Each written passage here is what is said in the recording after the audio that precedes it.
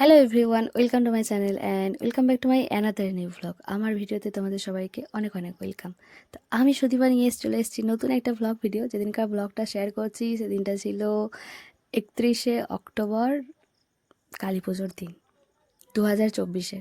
হ্যাঁ হ্যাঁ, জানি অনেকটাই লেট, কিন্তু কি আর করার। আমার মতো মানুষ এতই কাজে ব্যস্ত থাকে যে তার সময় হয়ে ওঠে না। এনিওয়েজ, চলো এসব ভাটবকা বাদ দিই। তো সেদিনকার দিনটা কীরকম কী কেটেছিল সেটাই তোমাদের সঙ্গে শেয়ার করব। তো আমি ব্লগটা শুরু করেছি ওই দুপুর থেকে, স্নান করার পর থেকে। চুলটা ভেজা দেখতেই পাচ্ছ।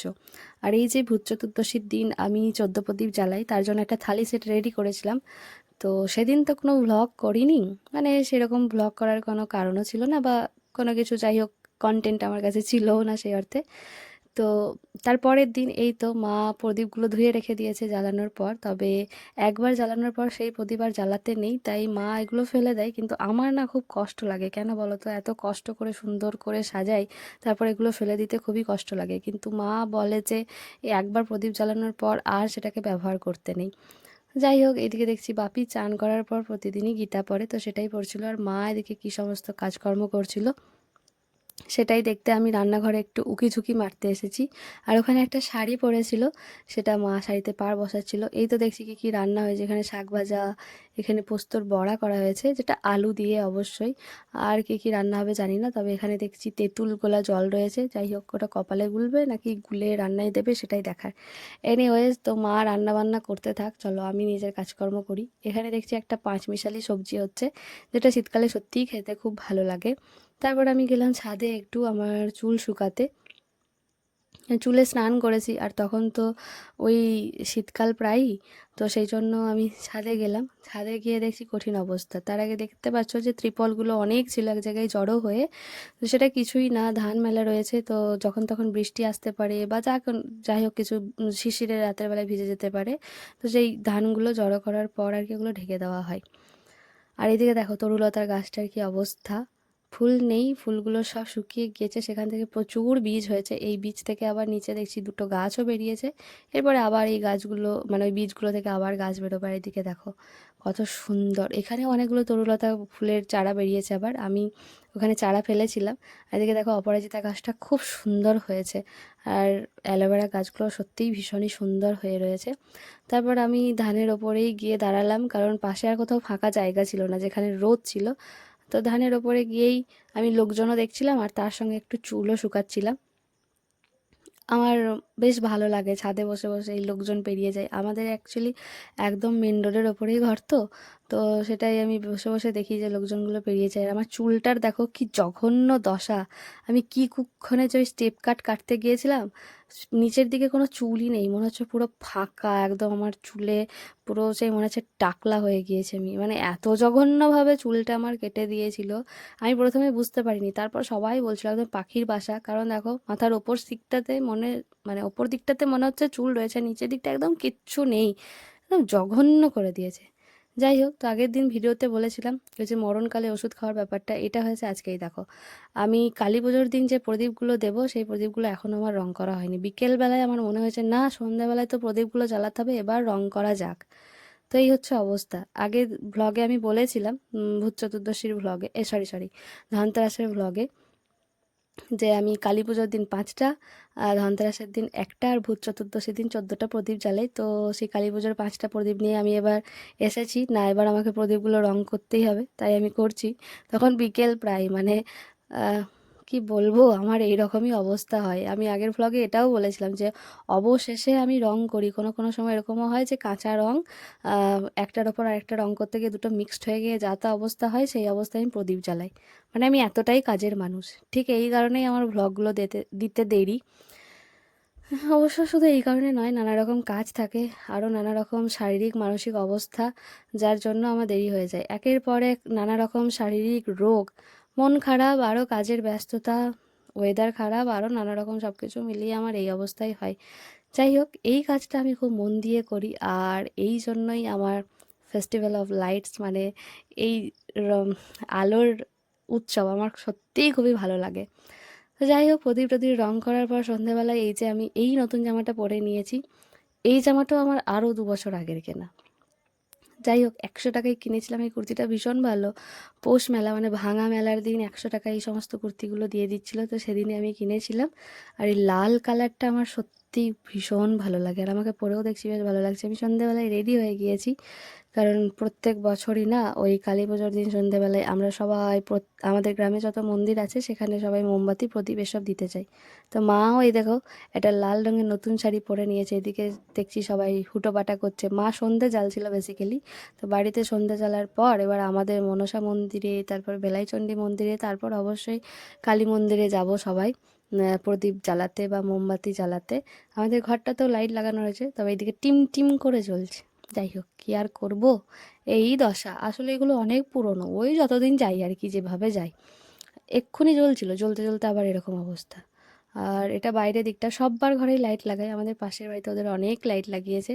যাই হোক, মা তখন সন্ধে জ্বালার পর চলে গিয়েছে পাশের বাড়ির বৌদির সাথে মন্দিরে, আর আমি এদিকে ঘরে তালা চাবি মেরে আর এদিকে একটা মোমবাতির প্যাকেট নিয়ে ছোট বৌদির জন্য তখন দাঁড়িয়েছিলাম।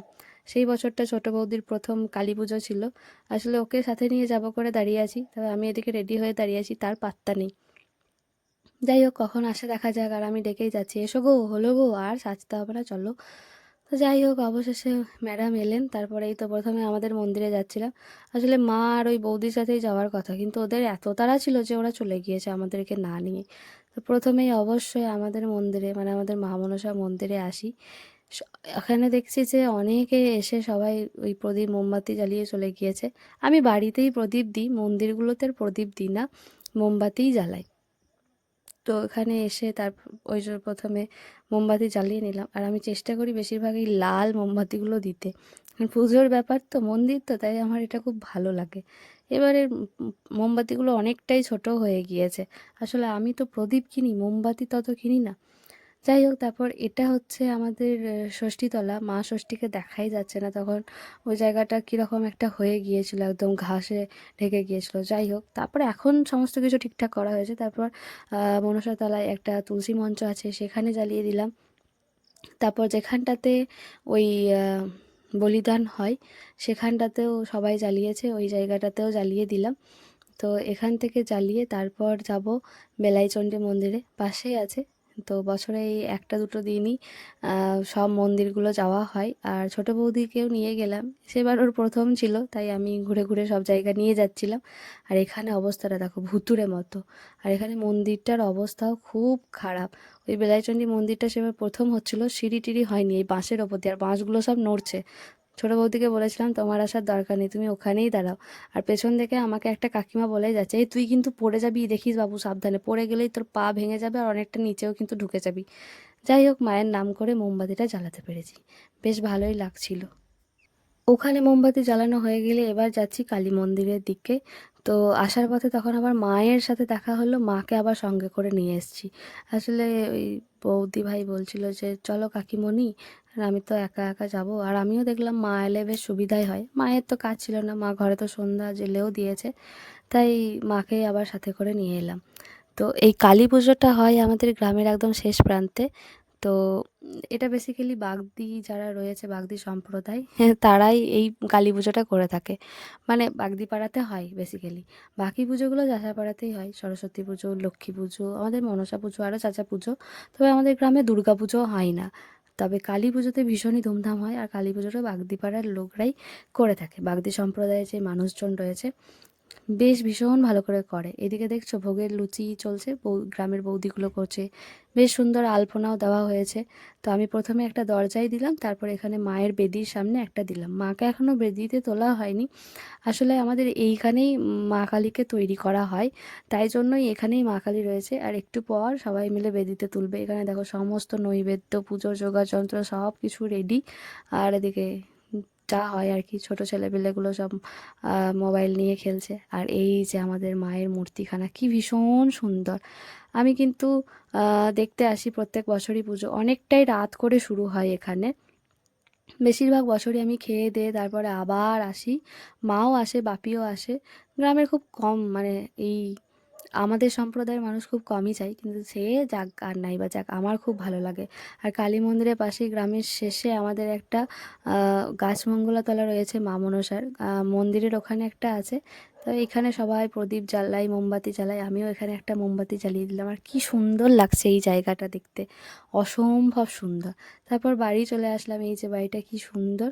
রাত্রিবেলা আবার গিয়েছিলাম কালী পুজো একটুখানি দেখতে। আমি প্রতি বছরই যাওয়ার চেষ্টা করি, তবে হচ্ছে প্রতি বছর পুরোটা জুড়ে দেখতে পাই না, আমার ঘুম চলে আসে, কি আর করবো। আর পুজো শেষ হতে তো অনেক রাত হয়ে যায়, 2:30 2 2:30 এরকম। তারপর গেলাম এই যে এই দোতলার ছাদে, মানে ওই বড়দাদের ছাদে। ওখানে আর কি ছোদ্দা বলেছিল যে আসিস, এখানে মোমবাতি জ্বালানো হবে, মানে মানে মোমবাতি জ্বালাবো, ওখান থেকে ঘুরে আয় তারপরে।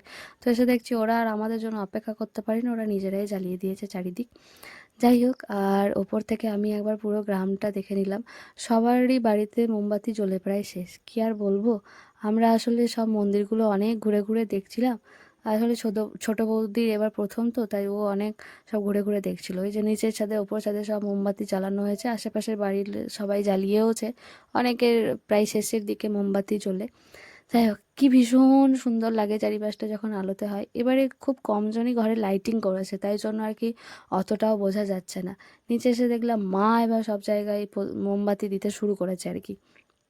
এটা সিঁড়ির থামে এখানে, যেখানে পাচ্ছে সেখানে আর কি, মানে সব জায়গায় দিচ্ছে। আলোর উৎসব তো, চারিদিকে আলো করতেই হবে, ঘরময় যেন আলো জুড়ে থাকে। মা সব দরজার সামনে একটি করে দিচ্ছে। যাই হোক, আমারও খুব ভালো লাগে, আমিও যেখানে পাই সেখানে দিই। তারপরে এবার সমস্ত কিছু হয়ে গেলে আমি এবার এলাম, এই আমার 5 প্রদীপ নিয়ে এবার আমি ঘরে দেব। মানে এবার ভগবানকে আমি প্রদীপ দেখাবো। মা তো সন্ধ্যার সময় প্রদীপ জ্বেলেছে, কিন্তু এটা আমি তারপরে জ্বালবো। একটু ছবি টবি তুলি, পোজ দিয়ে একটু সাজিয়ে সুন্দর করে। সবাই যেরকম সাজায় আমি সেরকম নয়, ওই যে আমাদের বাড়িতে প্রচুর শিউলি ফুল ছিল, সেগুলো দিয়ে আমি সাজিয়েছি। অত লোকের মতো অত রঙ্গোলি টঙ্গলি দিয়ে ডিজাইন করতে পারি না আমি। কোনো কোনো বার তো জবা ফুল দিয়েও সাজাই, কারণ মা কালীর পুজো তো জবা ফুল ছাড়া হয় না। তবে তোমরা আমাকে বলো এই থালি সেটটা কীরকম লাগছে, কি সুন্দর লাগছে তাই না? তোমাদের বলার আগে আমিই বলে দিলাম। তো তোমরাও জানিও যে কেমন লাগছে। তো এই ছিল আজকের ভিডিও, তোমাদের সবার কেমন লেগেছে অবশ্যই জানিও। দেখা হবে নতুন কোনো আবার একটা ভিডিওতে। ততক্ষণ সবাই সাথে থেকো, পাশে থেকো। নতুন যারা রয়েছো আমার চ্যানেলটাকে অবশ্যই সাবস্ক্রাইব করে দিও, আর ফেসবুক থেকে দেখলে অবশ্যই লাইক কমেন্ট এসব করে দিও, আর ফলো করে দিও। চলো টাটা, রাধে রাধে।